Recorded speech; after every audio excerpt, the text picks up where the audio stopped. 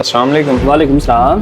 भाई ये मिठाई आप रख लें और इसके बदले में मुझे कुछ राशन दे दें। मिठाई के बदले में राशन?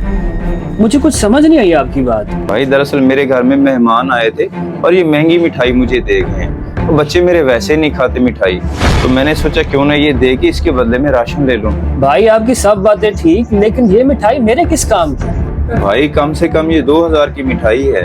आप मुझे 1000-1200 का राशन दे दे, इसमें आपका फायदा है और मेरा भी काम चल जाएगा कुछ। मिठाई तो वाकई महंगी लगती है। सिफ्तान भाई की तरफ जाना है मुबारकबाद देने के लिए, चलो वहाँ ले जाऊंगा। छोटे जी भाई। ये भाई जो कुछ कहते हैं इनको 1200 में वो दे दो।